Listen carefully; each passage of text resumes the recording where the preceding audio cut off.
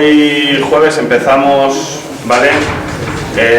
Con la mesa redonda de los profesionales del apartado de ciencias, ¿vale?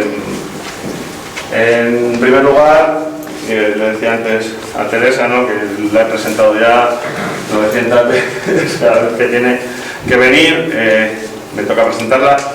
La verdad es que es un lujazo tenerla, ¿de acuerdo? Es doctora en farmacia, investigadora del Centro del Cáncer, tiene una serie de proyectos preciosos que ahora os contaré alguna cosilla, ¿vale? Y cada vez que le hemos pedido que venga a contar algo o a colaborar con nosotros, siempre está dispuesta, pues os digo que me ha tocado presentarla muchas veces y eso es muy de agradecer.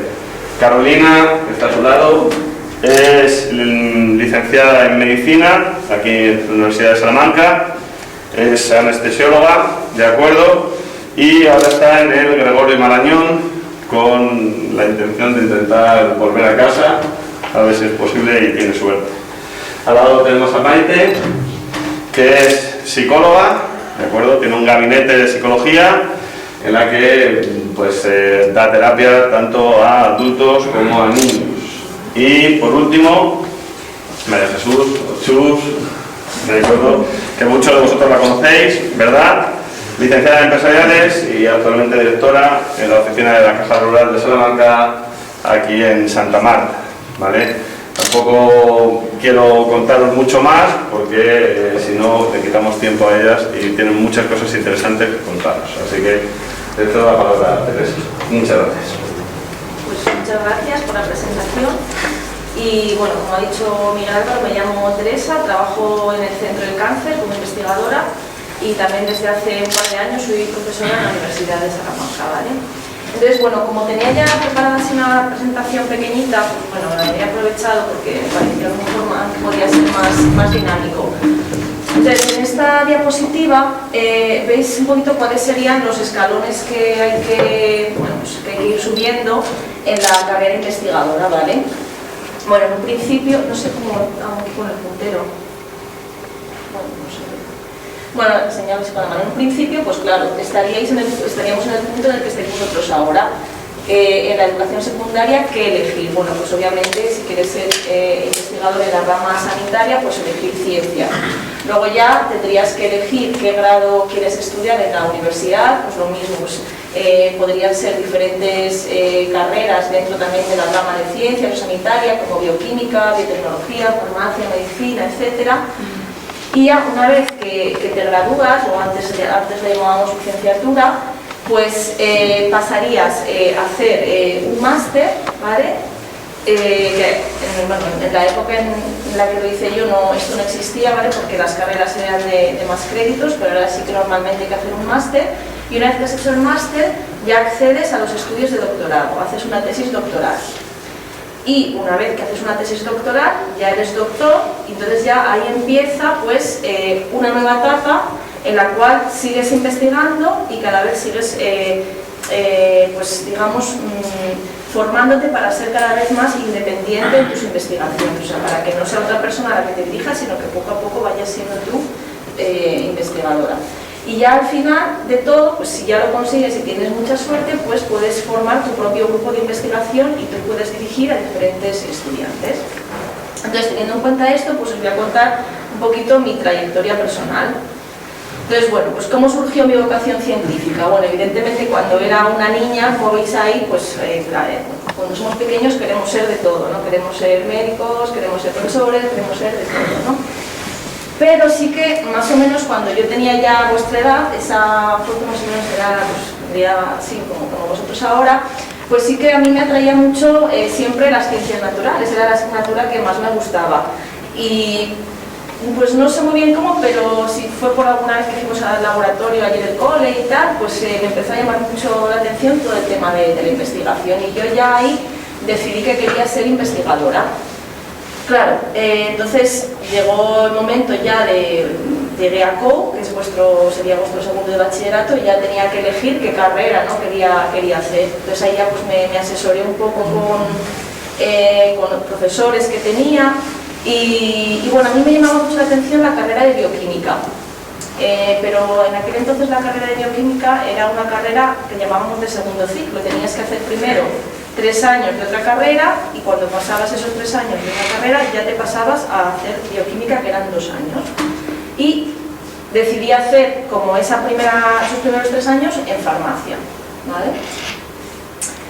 Entonces empecé la carrera de farmacia y al final lo que pasó fue que me gustó mucho la carrera y entonces en lugar de cambiarme en 4º año a la carrera de bioquímica, pues bueno, decidí al final terminar farmacia y me licencié en farmacia. Y como yo seguía con mi rum de la investigación, que seguía gustándome pues mucho, pues el último año de la carrera, ¿vale? Existían entonces, y seguro que ahora también hay más becas de este tipo, unas becas que se llamaban de colaboración del Ministerio. Entonces eran unas becas en las que tú durante el último año de los estudios de la carrera podías hacer una especie de prácticas en un laboratorio y ya así un poquito pues empezar a tomar contacto con ese mundo de la investigación y ver si te gustaba. Y yo pues bueno, me dieron esta beca y hice unas prácticas durante 6 meses en el Departamento de Bioquímica y Biología Molecular de la Universidad de Salamanca. Y en el grupo donde yo estuve haciendo esas prácticas estudiaban pues, temas relacionados con la neurociencia, ¿vale? Y bueno, pues por eso esos fueron ya pues, mis primeros pasos en la investigación. Entonces, como os decía antes, una vez que terminé la carrera, pues claro, bueno, había compañeros míos pues, que decidieron, por ejemplo, hacer farmacia hospitalaria, otros a lo mejor se fueron a trabajar a una oficina, a una farmacia, vamos, etcétera, otros a la industria. Y yo, como os decía, como seguía empeñada en la investigación, pues decidí eso, hacer una tesis doctoral. Y como ya había entrado en contacto con este grupo de la universidad, pues decidí hacer la tesis doctoral allí con este grupo. Bueno, esto sin más, esto simplemente es eso, el edificio donde está el Departamento de Bioquímica y Biología Molecular, y también luego después nos mudamos a un instituto que hay aquí también en Salamanca, que es el Instituto de Neurociencias de Castilla y León, que está por ahí cerca de la zona de Huerta Otea. Entonces ahí es donde desarrollé mi tesis doctoral. Pero no sé si sabéis en realidad lo que es una tesis doctoral. ¿Tenéis idea de lo que es una tesis doctoral? A ver, una tesis doctoral no es otra cosa que un trabajo de investigación que tú realizas durante varios años, ¿vale? No tiene por qué ser solo en el ámbito de ciencias, puede ser también en humanidades o en otras áreas. Es un trabajo de investigación que realizas durante varios años y que después tienes que exponer ante un tribunal. Y el tribunal, si considera que bueno, pues, lo has defendido bien ese trabajo, pues te da el grado de doctor. Entonces ya eres doctor por la universidad que sea, ¿vale? Bueno, esto sin más, aquí veis esa tesis doctoral la tiene que dirigir otro doctor o doctores, ¿vale? Estos fueron mis directores de tesis doctoral. Ese fue el tema en el que investigué durante mi tesis doctoral. Estudié sobre los gliomas, que son un tipo de tumores cerebrales, y estudiábamos pues si un determinado fármaco podía mejorar terapias que ya existían para los gliomas, ¿vale? Y luego también durante ese tiempo, claro, tienes que financiarte de alguna forma, porque al final es verdad que estás en cierto modo estudiando, pero también estás trabajando, en realidad es como un trabajo. Entonces existen becas, ¿vale? Becas predoctorales que las convocan diferentes entidades, pueden ser públicas o privadas, y que si te la conceden, pues tú tienes un contrato durante 4 años para desarrollar tu tesis. O sea que estás a la vez formándote y a la vez también pues recibiendo un salario, ¿vale? Bueno, aquí os he puesto unas fotos de esos años de tesis. Bueno, pues ahí me veis en el laboratorio. Al final la tesis se trata de desarrollar tu investigación, pero también, como digo, de formarte. Entonces aprendes, pues en este caso, pues muchas técnicas de investigación. Pues por ejemplo, bueno, seguro que os suena la PCR, que es algo que ahora lo oímos mucho, pero es que la investigación realmente se utiliza muchísimo, vamos, es una técnica muy habitual.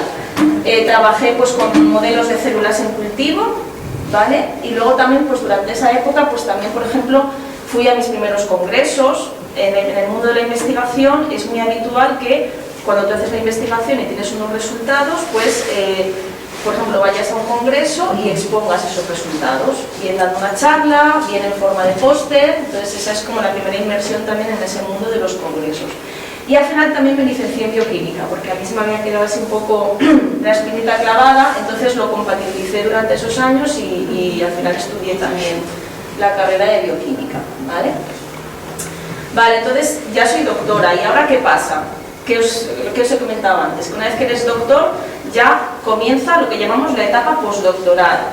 Es decir, en la investigación, en la carrera investigadora siempre se está avanzando, ¿vale? Siempre estás como subiendo, o al menos lo intentas, claro, siempre intentas ir subiendo de nivel, ¿vale? Entonces, pues lo que hice fue comenzar esa etapa postdoctoral. En el mundo de la investigación es muy habitual que esa etapa postdoctoral se desarrolle pues, muchas veces en otro país, en el extranjero.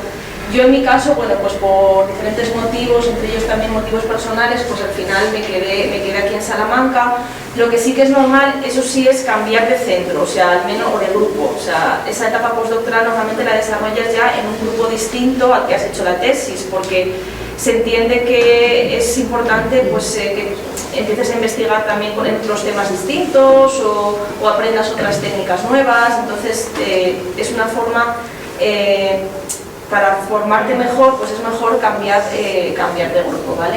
Y entonces esa etapa postdoctoral pues la comencé aquí en el Centro de Investigación del Cáncer, que también aquí en Salamanca, está muy cerquita del campus, está en el campus de hecho y muy cerca del hospital. Y también nuestro grupo, aunque está ubicado en el Centro del Cáncer, pertenece al Servicio de Hematología del Hospital de Salamanca. Entonces, en esta etapa también, bueno, pues he sido dirigida por distintos doctores. Y aquí pues la diferencia está en que ya a lo mejor no solo desarrollas un proyecto, sino que ya tienes capacidad para desarrollar varios proyectos de investigación, que ya tienes más experiencia, ¿vale? Entonces, en esa etapa postdoctoral, en lo que comencé a trabajar fue en mieloma múltiple, que el mieloma múltiple pues, es un tipo de cáncer hematológico, es un tipo de cáncer que está en... las células tumorales se ubican en la médula ósea, en el interior de los huesos, ¿vale? Bueno, también es, aparte de que puedas realizar tu etapa postdoctoral en el extranjero y estar, por ejemplo, allí 2 años, 3 años, 4, los que sean, también existe otra opción, si quieres tener la experiencia de investigar en otro país, de hacer una estancia corta, lo que llamamos una estancia corta postdoctoral. Entonces, estuve durante 2 meses en un laboratorio en Holanda, en Utrecht, ¿vale? Y ahí pues lo que aprendí fue un modelo que tenían ellos, un modelo de ratón, bueno, sabéis, es que no quiero hablarme tampoco mucho, pero dentro del mieloma múltiple, nosotros en nuestro laboratorio fundamentalmente trabajamos con fármacos, o sea, hacemos estudios preclínicos con fármacos, ¿vale? Por ejemplo, queremos saber si un fármaco nuevo tiene, cuando lo combinas con un fármaco que ya está utilizándose, si tiene más efecto que si no, que si los utilizásemos por separado, ¿vale? Y para ello utilizamos distintos modelos, pueden ser modelos de celulares en placa, pero también utilizamos modelos animales, modelos de ratón, ¿vale? Entonces, aquí en Holanda pues aprendí un modelo que tenían ellos ya estandarizado y bueno, pues estuve 2 meses allí. Aparte también pues es una experiencia muy buena porque bueno, pues compartes experiencias con gente de otros países y bueno, es una experiencia no solo a nivel científico sino también personal.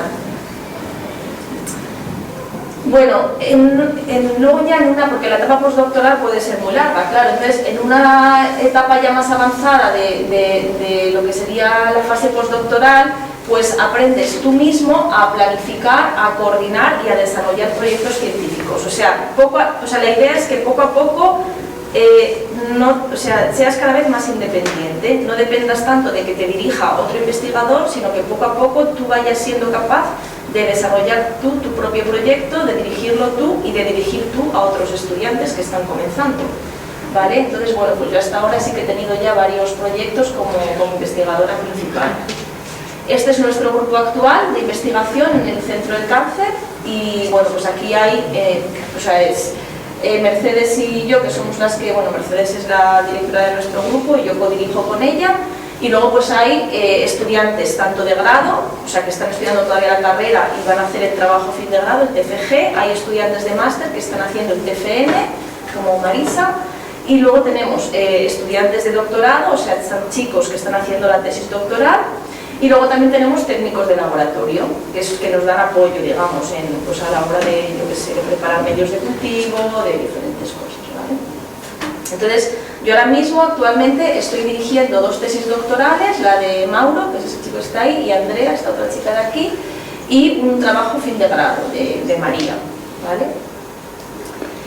Entonces, o sea, como os digo, cuando llega a esta etapa tú ya diriges tus propios proyectos, entonces tienes lo que llamamos una línea de investigación propia, y la línea de investigación propia en la que trabajo ahora está centrada en la inmunoterapia en mieloma múltiple.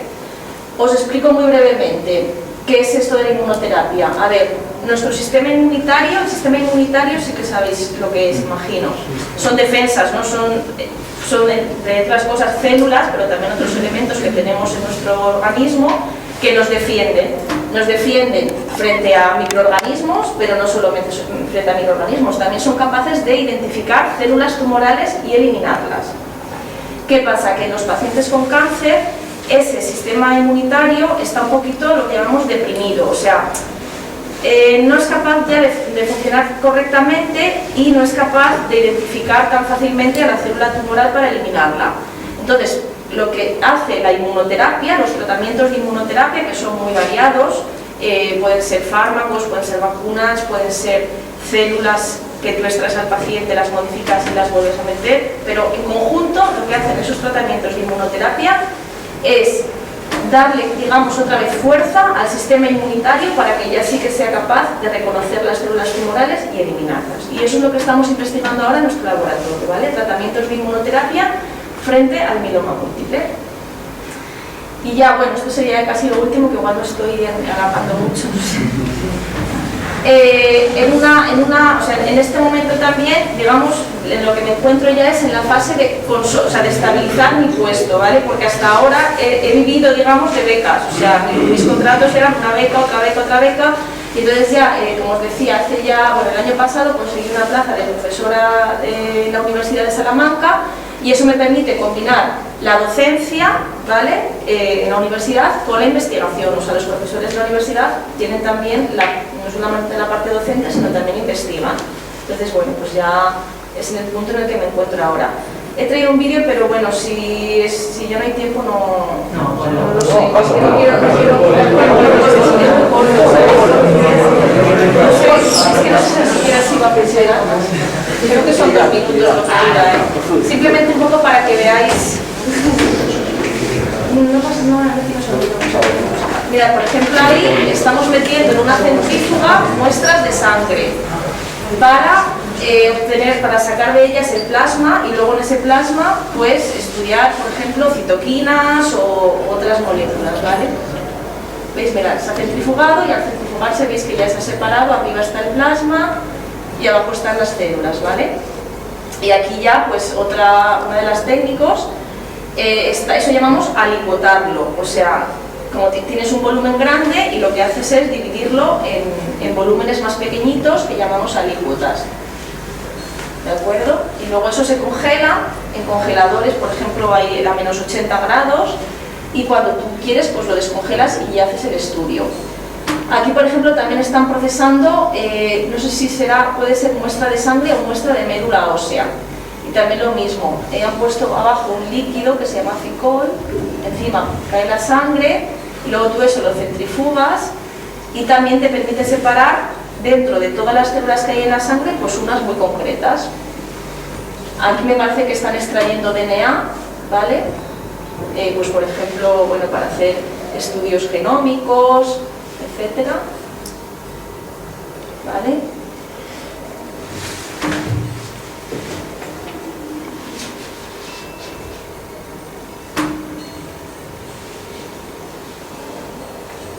Vale, y aquí están haciendo lo que llamamos un Western blot. Un Western blot es una técnica en la que lo que hacemos es las proteínas que hay en una muestra las separamos en función de que tengan mayor o menor tamaño. Y luego tú puedes determinar si tu fármaco, por ejemplo, ha aumentado o ha disminuido la expresión de esa proteína. Aquí, por ejemplo, están mirando células al microscopio, y aquí lo que están haciendo es cultivar células, o sea, muchos de los modelos que utilizamos son células que se pueden mantener en cultivo de forma indefinida. Entonces tú las tienes en cultivo cuando ya las células han comido ese medio de cultivo porque tienen nutrientes, pues las tienes que cambiar y ponerles medio fresco, y es lo que están haciendo aquí ahora, ¿vale? Están cambiando, o sea, están añadiéndole pues medio a las células.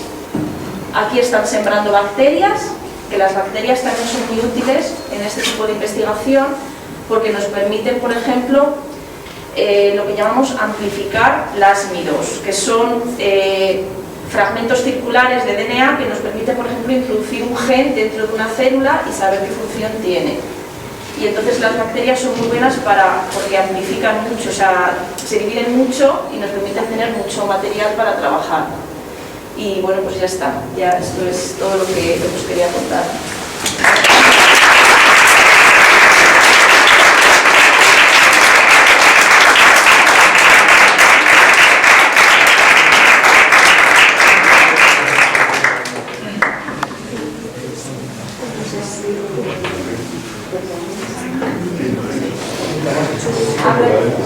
Vale.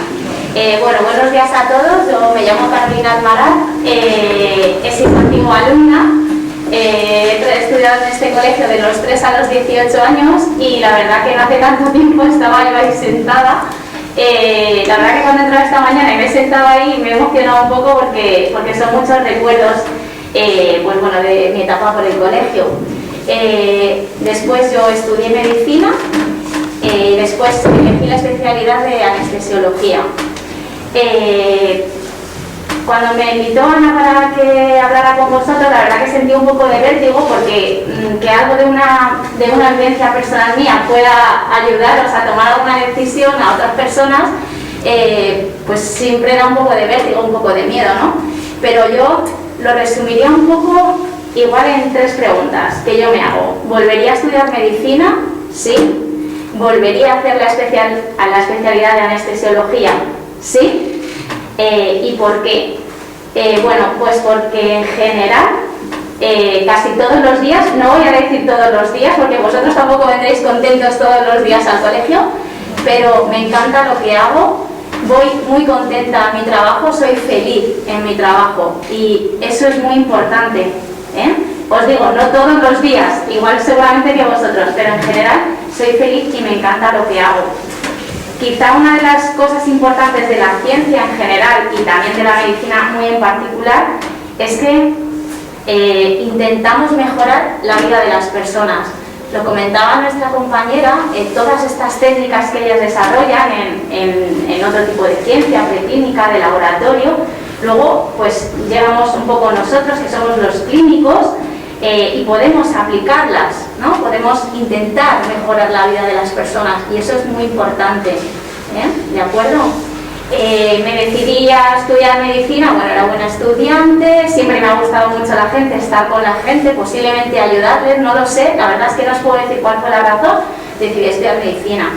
Medicina, todos sabéis, es una carrera muy dura, son muchos años y cuando tomas esa decisión tienes que ser consciente que tu vida va a cambiar y casi todo va a estar un poco alrededor de esa decisión. Es una carrera, como os digo, de 6 años, es una carrera dura, vais a tener que estudiar mucho, os perderéis algunas cosillas, porque ya os digo que es una carrera larga, después hay que hacer un examen MIR. Os hablo de la generalidad, luego hay compañeros que se dedican a cosas muy concretas dentro de la medicina, los forenses que igual van por una parte, por parte de otro tipo de ministerio y se apartan, o más científicos, pero en lo general hay que hacer un examen MIR, también hay que estudiar muchos meses, mucho, hacer el examen MIR, tienes que aprobarlo y depende de las plazas, coger una especialidad. Todas las especialidades no son igual, por supuesto, pero en general, cuando te dedicas a la medicina, tenéis que saber que casi siempre vais a estar con personas que están enfermas, que vienen muy asustadas, porque la salud al final es lo que más nos asusta, entonces vuestra vida va a ser un poco eso. Estar bueno, pues en hospitales, en centros de salud, en residencias con mayores, entonces vais a estar siempre un poco rodeados, pues ese va a ser vuestro ámbito de trabajo, gente que viene malita, gente que tiene miedo, pero eso en el fondo es una maravilla también, poder trabajar en ese ámbito, poder ayudarles y poder acompañarles. La medicina está a veces muy idealizada, igual por personas como yo, que somos muy entusiastas de lo que hemos hecho y a lo que nos dedicamos. También hay algún momento malo, no voy a decir que no. El otro día leí un tuit es un chico que es poeta y también cantautor, que igual lo conoces, que se llama Luis Ramiro, y él ponía un tuit como: hay personas que pasan por tu vida y no dejan solo huellas sino hueco. Y me quedé con esta frase porque sí que es verdad que en medicina muchas cosas os van a dejar huella, te van a dejar huella, y otras van a dejar incluso hueco, ¿no? Hemos vivido una situación un poco peculiar. Yo soy anestesista, la anestesia es una especialidad muy amplia. Me he dedicado 8 años a estar en quirófano, soy la persona que cuando viene un paciente pues le anestesio, hay que hacer muchas cosas, pero bueno, en general estoy en quirófano, lo que pasa durante toda la cirugía, cuidando de que todo vaya bien y de que esta persona esté bien. Y hay otra parte de la anestesiología que es los cuidados posoperatorios, la UBI de los pacientes que son cirugías muy grandes o que han tenido accidentes. Entonces, estos últimos 4 años mi trabajo ha sido en el Hospital Gregorio Marañón de Madrid, en una reanimación que es una UBI, que se dedica a cuidar a los pacientes que han tenido cirugías muy grandes, de muy gran envergadura, o accidentes de tráfico, que están muy malitos, y nosotros pues les tratamos. Con lo cual, estos últimos años pues hemos vivido la pandemia del COVID. Ha sido duro, ha sido difícil, no os puedo engañar, porque es verdad que ha sido duro, pero también ha sido una oportunidad pues de hacer lo que sé, lo que he estudiado, para lo que me han enseñado. Ha sido un reto y bueno, pues aunque ha sido horroroso, pero bueno, hemos estado ahí. Entonces, la medicina en general, pues eso, es una carrera larga, es una carrera difícil, tiene muchos obstáculos. El MIR, la especialidad, es muy larga, pero bueno, es una carrera estupenda. Para los que decidáis pues dedicaros a ella, que sepáis un poco que sí que es verdad que lo que os comentaba, ¿no? que va a modificar o todo lo que es vuestra vida al final, pero que a mí me ha compensado, y por eso esas preguntas, ¿no? ¿De volverías a estudiar medicina? Sí, volvería a coger mi especialidad sin ninguna duda, y bueno, a mí siempre me encantó mucho la ciencia, me gustaba mucho, era lo que mejor se me daba y lo que más me gustaba. Y bueno, luego pues dentro de la ciencia hay muchísimas variantes, hay muchísimas vertientes, incluso dentro de la propia medicina. Lo que pasa es que bueno, la mayor parte pues somos clínicos que nos dedicamos a estar con los pacientes, a cuidar de ellos, y a estar con ellos.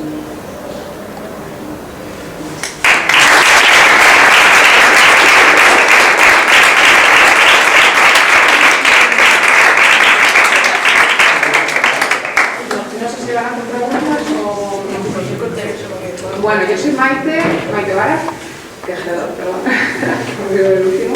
Soy la mamá de 2 compañeros vuestros de aquí del cole, y yo soy psicóloga general sanitaria. Bueno, luego os explico un poco esa coletilla. Les comentaba a mis compañeras que yo decidí estudiar psicología en una charla como esta.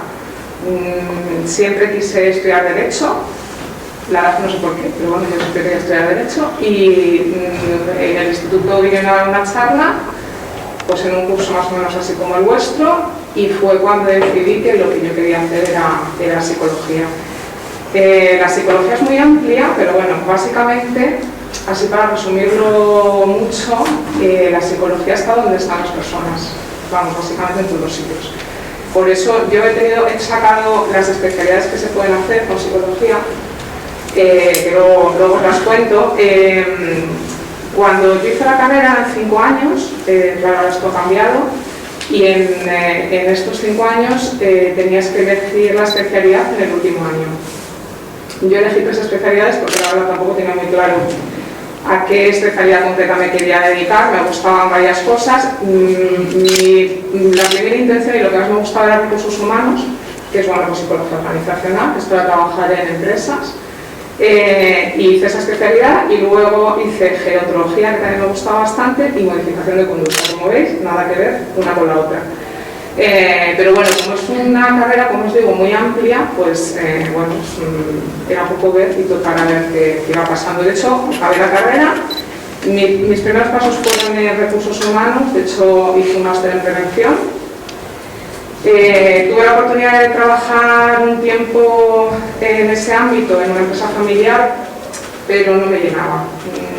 Empecé a darme cuenta. Bueno, también tuve oportunidad de trabajar un poco en el tema de la geriatría, lo combiné un poquito, tampoco me llenaba, la verdad.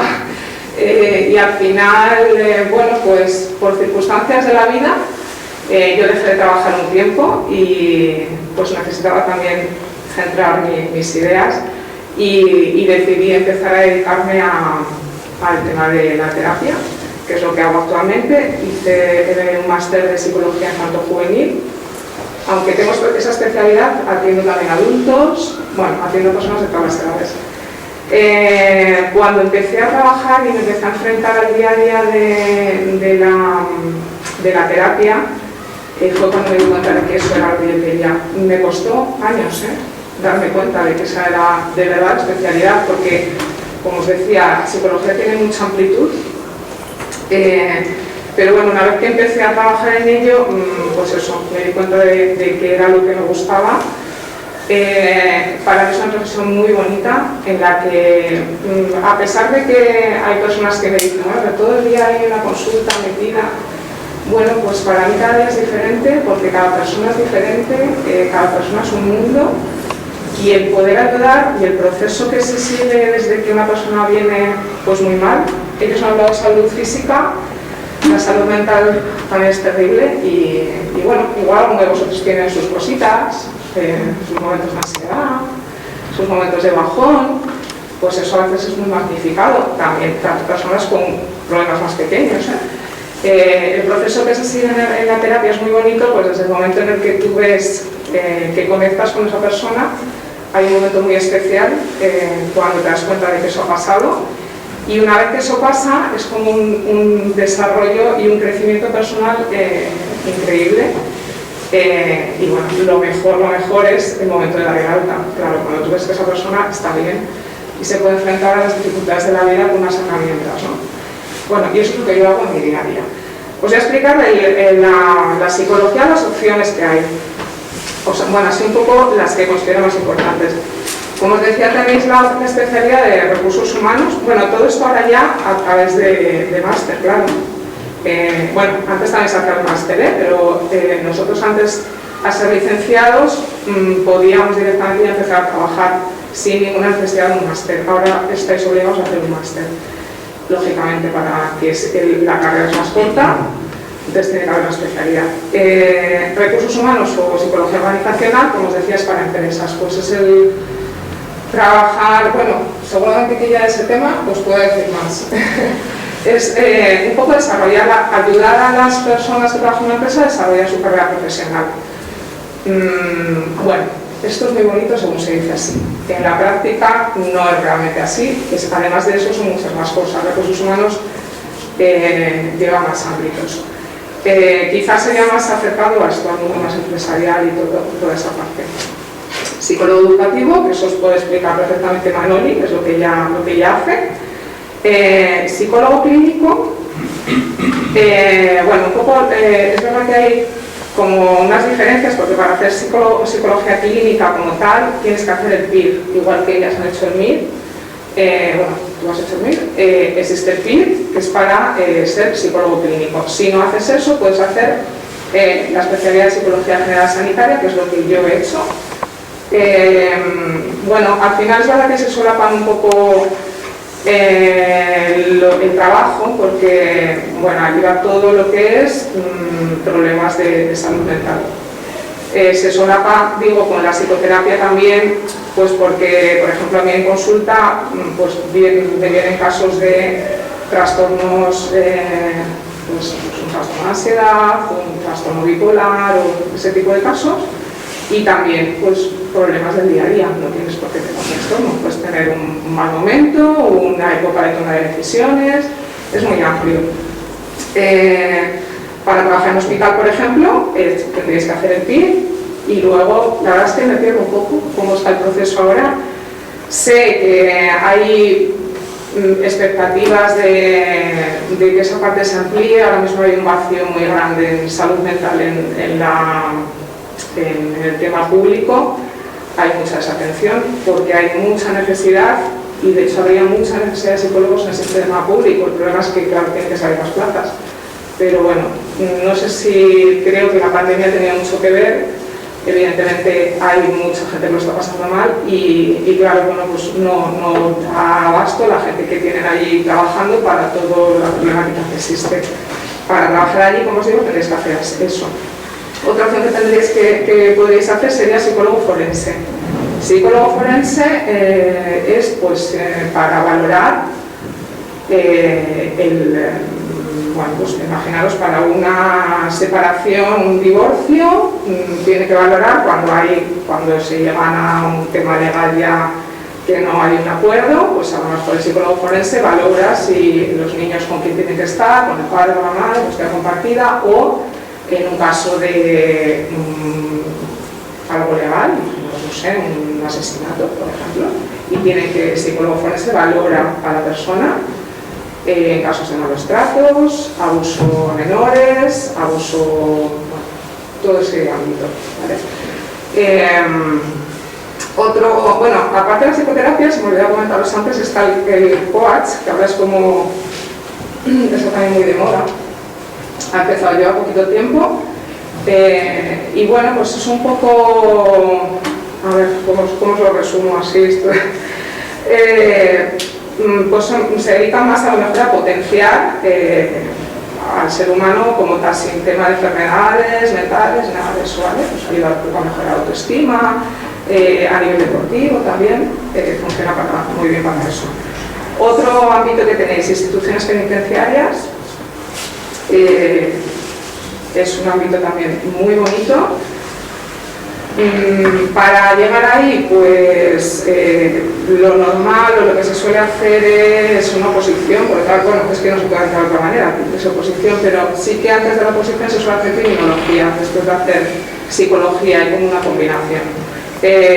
No es necesario tampoco, se puede acceder a entrar a instituciones penitenciarias sin tener que haber hecho criminología.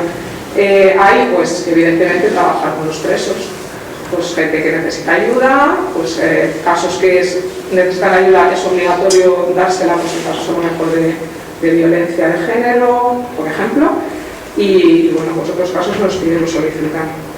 Psicólogo social y comunitario, pues es el ámbito de la psicología social es todo lo relacionado pues con problemas de adaptación social, problemas, zonas marginadas, bueno, pues un poquito todo ese ámbito.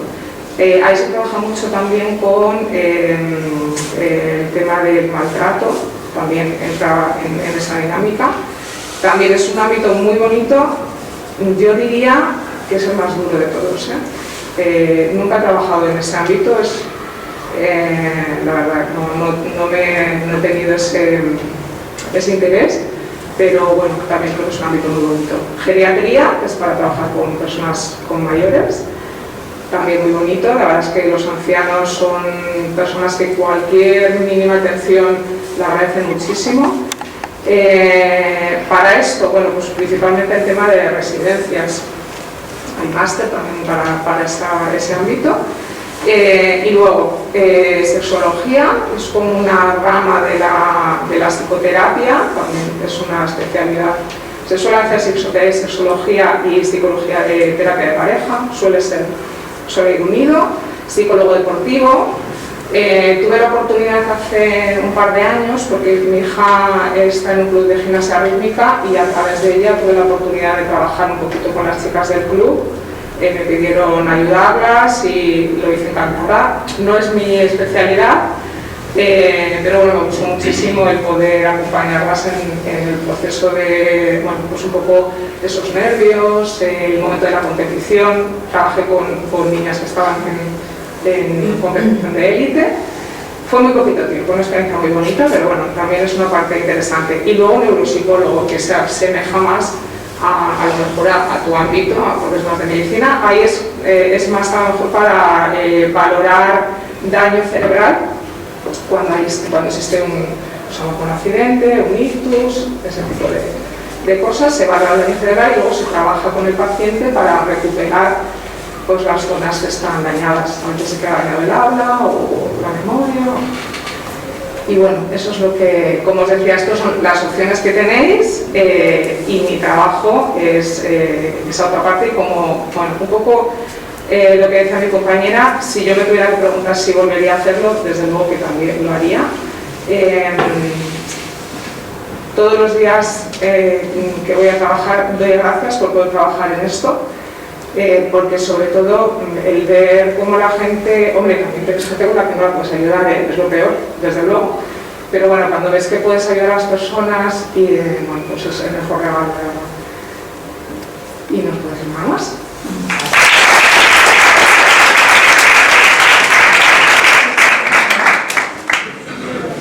Buenos días, yo soy Chus Santero y soy empleada de banca y vengo a venderos algo.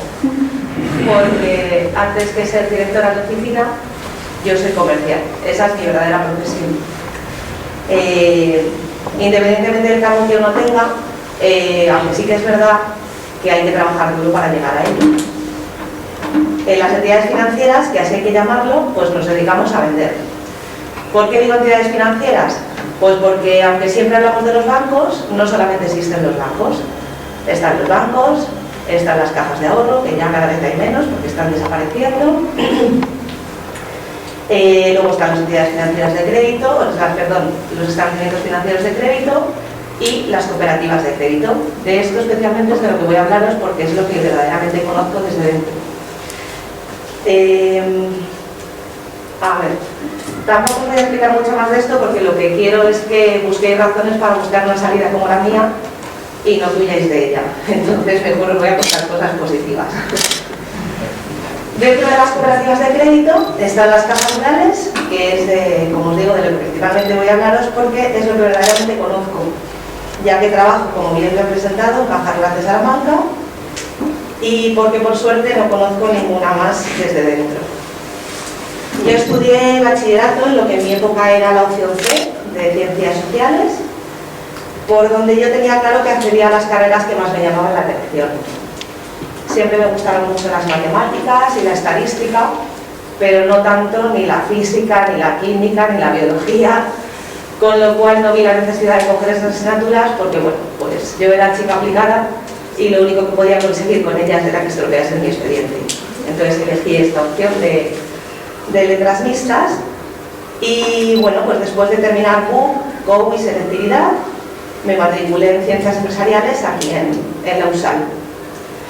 Dentro del plan de estudios que había en ese momento, pues había asignaturas obligatorias, asignaturas optativas. Yo no tenía claro que iba a trabajar en banca, pero sí que es verdad que todas las asignaturas que fui eligiendo, dirección comercial, dirección financiera, derecho civil, derecho laboral, bancario, bursátil, de seguros, marketing, comercio exterior, todo eso pues me llevó finalmente a donde estoy, a Caja Rural. En mi último año de carrera realicé las prácticas formativas y las realicé durante aquel verano, del 1 de julio al 30 de septiembre, aquel año no tuve vacaciones, y justo cuando ya estaba terminando mis prácticas de la carrera, un 15 de septiembre, al salir de mi último examen, estaba convocada a una entrevista de trabajo. Una entrevista de trabajo, bueno, qué nervios, porque era mi primera entrevista de trabajo, la primera y la última. De ahí la importancia de las prácticas profesionales. Yo nunca he tenido que volver a hacer ninguna otra entrevista, ni sé lo que es presentar un currículum.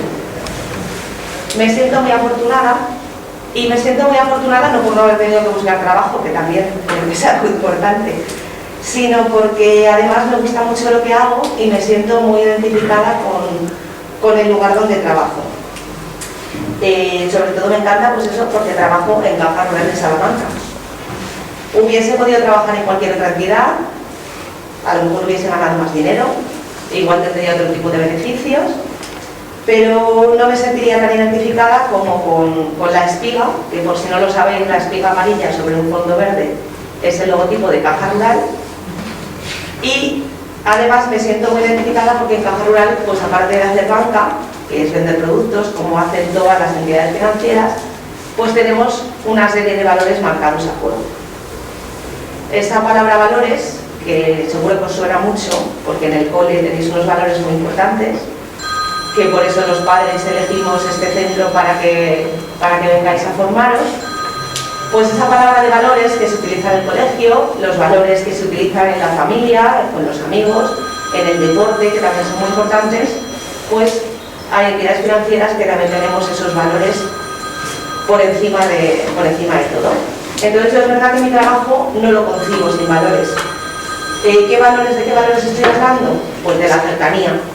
La cercanía en mi profesión es la proximidad al cliente, dar un excelente servicio, empatizar con él, ponerle en su lugar, mostrarle su apoyo. Luego está la transparencia y la ética, algo que está muy en boca del público y de la prensa, pues el trabajar con profesionalidad, sin engañar, explicando los pros y los contras de los productos que vendemos. Eso hace que ganemos la confianza de los clientes, su lealtad y atraer a nuevos clientes, porque al final el boca a boca siempre es la mejor publicidad y un cliente contento te trae más clientes nuevos. Y luego la integridad es otro de los valores, que es trabajar con entereza, con moral y acorde con los valores, en este caso, de mi entidad. Por eso los empleados de banca estamos continuamente en formación, pues para conocer bien todos los productos que vendemos y la normativa que hay aplicable en cada momento. Cuando se trabaja en banca o en cualquier sector comercial, lo importante no es lo que vulgarmente se conoce como colocar un producto, sino el vendérselo al cliente. Y vendérselo al cliente es crearle la necesidad de que quiere ese producto. Eso es ser un buen comercial. Entonces, la banca es verdad que ahora se nutre de comerciales, porque trabajar en banca no es esperar estar todo el día en una oficina enfrente de un ordenador haciendo tareas administrativas, no. Trabajar en banca lo que tiene de importancia es el captar nuevos clientes, empatizar con ellos, vincularles y conseguir que tú seas su entidad de referencia. ¿Qué actividades se realizan en una entidad financiera?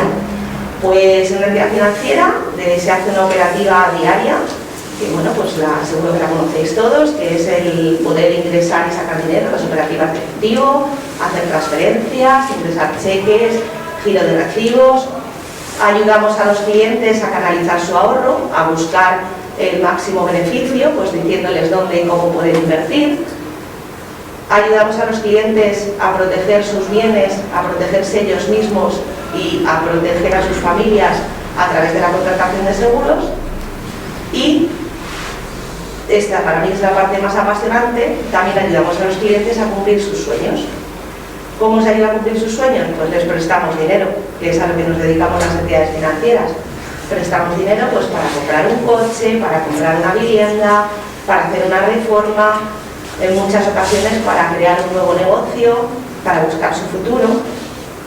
La verdad que para mí es un trabajo apasionante, porque además pues eso, que todos los clientes, como decía también mi compañera, los clientes no son todos iguales, entonces cada uno es una aventura distinta. Y dicho todo esto, pues si alguien tiene pensado trabajar en banca, para lo que os he dicho, estar todo el día en una oficina calentito, enfrente de un ordenador, que no lo haga. Que no lo haga, porque eso, pues la verdad que es un poco insulso. Pero si por el contrario, pues lo que queréis es tener cercanía con las personas, contacto y ayudarles en sus proyectos de futuro y también a la vez ayudaros en el vuestro, pues ahí sí, estudiar banca. Luego os daré un truquillo comercial y un arma y os explicaré cómo utilizarlo.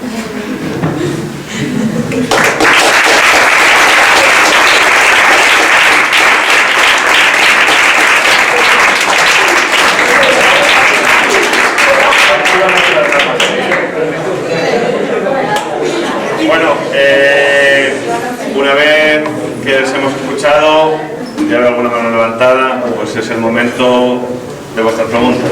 Alberto. Tengo tres. Tres para mí. Una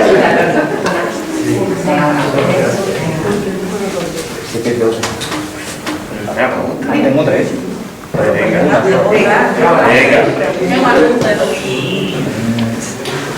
La primera es para ti. Siempre nos venden a los que trabajan en entidades financieras como seres inhumanos. Muy inhumanos. Hasta yo. Pero te veo a ti y pienso lo contrario y me gustaría saber cuál ha sido la experiencia más que te haya dado más tristeza en cuanto a un cliente. Y en el resto me gustaría saber cómo ha sido para las que se dedican a las ciencias y al mundo de, pues, el personal sanitario y de la salud. ¿Cómo habéis vivido personalmente, contado de vuestra propia experiencia en directo, la pandemia durante estos 2 años? Que ya me quedo con eso. Bueno, pues, a ver, es verdad que tenemos muy mala prensa. Los empleados de banca somos lo peor y las entidades financieras son lo peor. Aunque sí que es verdad que hay que buscar el lado positivo, porque hablando del tema de la pandemia, pues se ha demostrado que somos una actividad esencial, que hemos tenido que estar al pie del cañón, obviamente no en primera línea como los sanitarios, por supuesto, pero sí que hemos tenido que estar al pie del cañón desde el primer momento. Y es verdad que se nos tiene como inhumanos, pero no es el caso. Tenemos un corazoncillo y además que, bueno, pues eso, como os digo, pues lo hablo desde lo que conozco y que por eso me gusta mi trabajo. Porque realmente a mí también, cuando yo tuve mis jornadas de formación, que lo hablaba antes con Asun, que yo sí que fui afortunada de tener jornadas de formación en mi colegio donde yo estudiaba, allí se hablaba siempre, pues es verdad, las mejores opciones siempre eran las que tenían que ver con el trabajar con personas a nivel sanitario, las que tenían que ver trabajar con animales, las de enseñanza y demás, pero es verdad que todo lo que tenía que ver con la economía era algo como frío, como que parecía que los que íbamos a estudiar algo que tenía que ver con la economía éramos gente insensible. No, porque a diario, pues eso, yo trabajo con gente y claro que se tienen muchas decepciones a diario. Se tienen decepciones cuando de pronto ves que alguien, vamos a ver, primera cosa que hay que decir, que somos entidades financieras y somos un negocio. Nos dedicamos a vender, nos dedicamos a prestar dinero a cambio de que nos lo devuelvan con un coste. Entonces sí que es verdad que hay mucha gente que viene a solicitar dinero, siempre se busca la opción de podérselo dar, pero en ocasiones hay que decir que no. Y obviamente ahí entra la parte humana, donde tú te llevas el sufrimiento a casa, cuando realmente alguien que ves que realmente tiene una necesidad no se le puede ayudar económicamente, porque sería dejar de cumplir tu trabajo, dar un dinero sabiendo que no se te va a poder devolver, porque hay gente que no tiene solvencia. Entonces es verdad que hay que ser muy profesional, el lado humano no desaparece, pero no somos una ONG.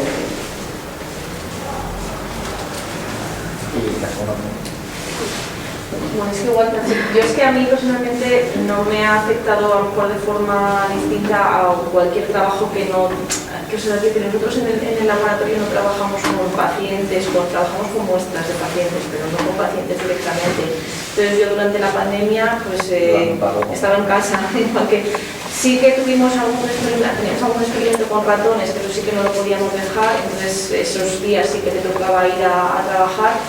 Pero quiero decir que me imagino que en el caso de ella sí que en mi caso no ha sido distinto a cualquier otro trabajo. O sea, tuve que trabajar igualmente. O sea, Bueno, pues resumir 2 años es muy difícil. Yo, como os digo, soy anestesista. En ese momento trabajaba como subespecialista en una UBI. El hospital en el que trabajo es el Gregorio Marañón de Madrid, que tiene una capacidad como unas 2.000 camas. El hospital entero era un hospital COVID, todos los pacientes eran COVID y las UBIs que normalmente tienen una capacidad de unas 40, de adultos hablo, porque esto de las camas de UBI da muchas vueltas, pero bueno, pues pasamos a tener como unos 110 pacientes.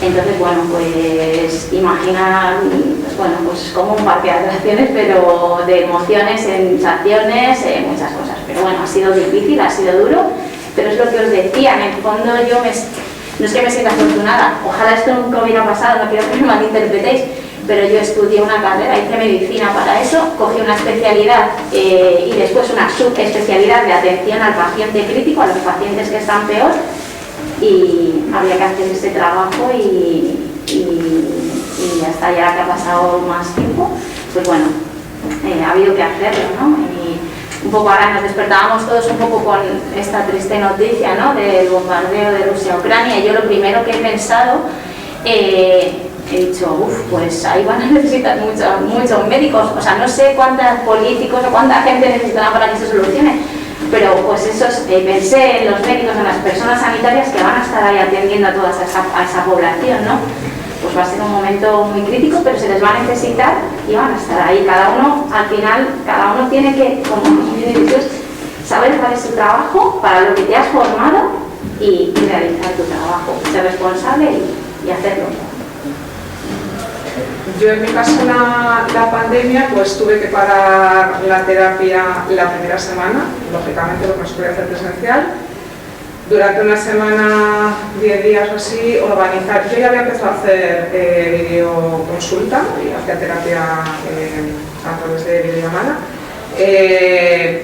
Bueno, pues por circunstancias, por personas que conocía que estaban viviendo fuera de España, o gente que tenía aquí y tuvimos que seguir la terapia, empecé un poco a trabajar ese ámbito, entonces no me pilló ahí en un mal momento, ya sabía un poco lo que tenía entre manos. Y a la semana, 10 días, pues empezar a atender a la gente que yo tenía en ese momento en un proceso terapéutico y a toda la gente que lo estaba pasando muy mal. Muchos casos de ansiedad, muchos casos de depresión, muchos duelos por COVID, que es lo más duro. La parte más dura ha sido esa y bueno, pues intentar, pues lo que ya dices, al final sabes que es tu trabajo y intentas ayudar en todo lo que puedes.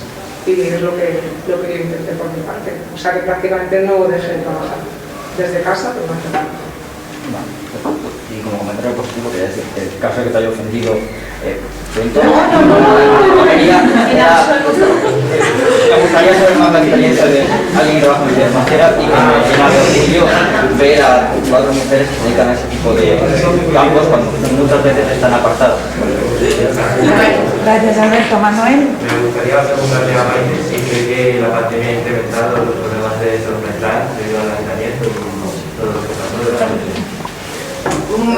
A ver, sí, ha aumentado bastante. De hecho, no es que la pandemia haya generado problemas, a pesar de que hay gente que piensa que con la pandemia la gente ha empezado a haber más problemas de sí, ha habido gente que ha sido por la pandemia, pero son los menos. La mayor parte de los casos han empeorado problemas que estaban ya. Entonces estaban un poco ahí debajo de la alfombra. Y con toda la situación, porque, a ver, daros cuenta que el aislamiento social, hay personas que lo llevan bien, pero vamos, en general somos seres sociales, necesitamos el contacto social. Eso unido a toda la crudeza de todo lo que hemos pasado, pues evidentemente aumentan problemas que existían ya, pues se magnifican mucho más, claro, lógico. Yo quería preguntar, cuando eres investigador científico, si te marcas una rutina o cómo planificas lo que vas a hacer durante la semana, durante el mes, si te marcas unos objetivos diarios o es como un trabajo más progresivo. Claro, nosotros trabajamos por proyectos, o sea, por eso te decía, pues, de hecho, cuando planteas una investigación, normalmente lo que haces es escribir un proyecto en el que cuentas un poco qué se sabe hasta ese momento de esa problemática, ¿no? de ese tema de estudio, y entonces detectas qué es lo que todavía no se ha estudiado y dices, bueno, pues yo voy a estudiar esto, y te planteas unos objetivos y planteas una metodología con la que vas a abordar esos objetivos. Y eso lo presentas, porque claro, si tú no tienes dinero no puedes investigar, eso es así. Entonces eso lo presentas a distintas entidades, pueden ser públicas o privadas, que convocan, hacen convocatorias para financiar proyectos. Presentas ese proyecto y si te lo conceden, pues ya tienes a lo mejor dinero, por ejemplo, para 3 años, vamos a suponer, para desarrollar tu proyecto. Entonces, una vez que ya tienes concedido ese proyecto, como te digo, tienes normalmente 2 o 3 años para desarrollarlo. ¿Cómo te vas organizando? Pues bueno, sí, normalmente yo, por ejemplo, en mi caso, a lo mejor me organizo semanalmente. Hoy voy a, porque los experimentos muchas veces no duran solo un día, o sea, a veces duran más de un día, porque tú a lo mejor pones hoy las células y les añades el fármaco y tienes que analizar lo que sea, ¿no? A lo mejor a las 24 horas, a las 48 horas, a las 72 horas, entonces sí, tienes un poco que organizarte normalmente por semanas o incluso a 15 días, un poco cómo vas a ir encajando los distintos experimentos que vas a hacer y cómo los tiempos que tiene cada uno te van encajando en esa planificación. Sí que es un trabajo, por esa razón también es un trabajo que en el sentido de organizar tu tiempo tiene sus ventajas y sus inconvenientes. ¿Por qué? Porque es verdad que no tengo un horario estricto de 8 a 3, por ejemplo, pero también es verdad que muchas veces tienes que ir un fin de semana, porque si no las células se te mueren o los ratones necesitan que les pongas el tratamiento. Entonces, digamos que te organizas tú tu tiempo y para ir cumpliendo esos objetivos que has planteado en tu proyecto. Eso es un poco la forma.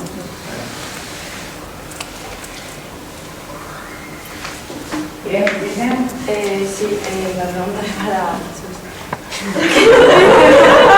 que si nos puedes explicar el truco comercial. ¿El qué, perdón? El truco comercial que has dicho. Vale, no sé por qué esperaba que ella me fuese a hacer alguna pregunta. Ahora os explico el truco comercial, sí, pero si puedes repartirlo, por favor. Pero no hagáis de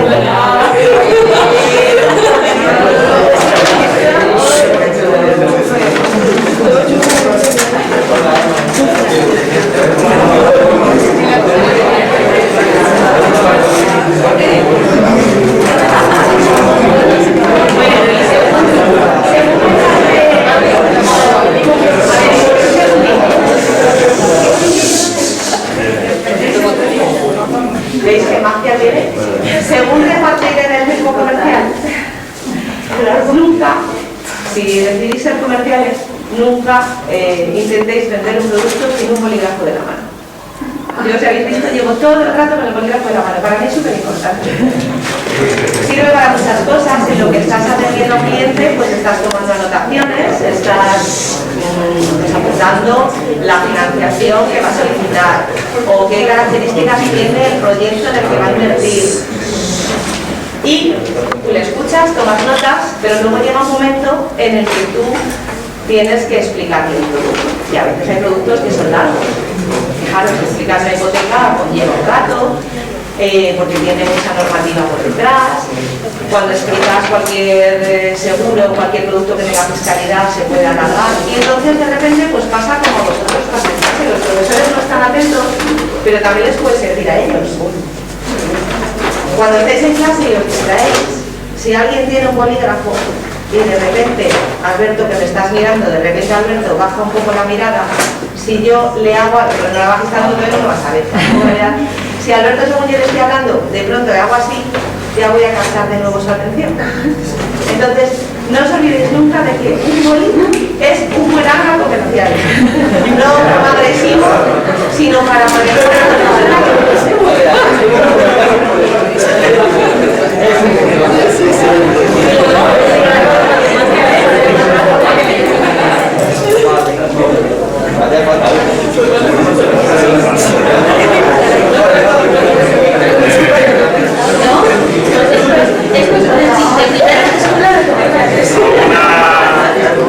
¿Alguna pregunta más?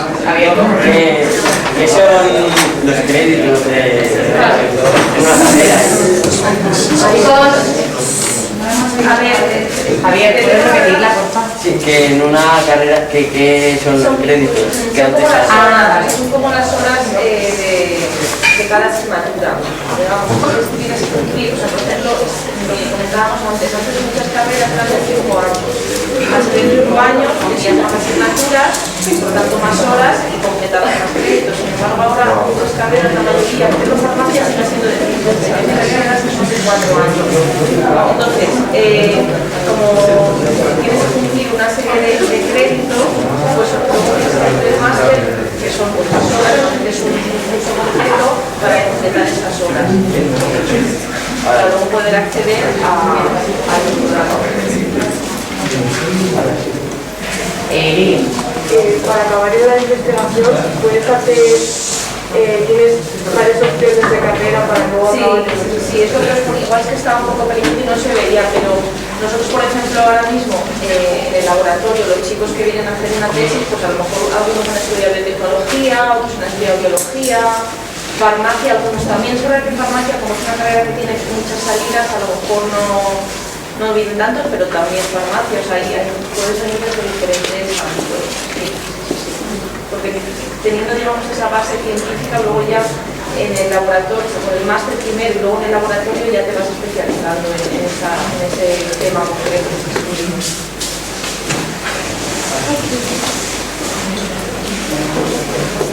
¿Más preguntas, chicos? ¿Algo más? No.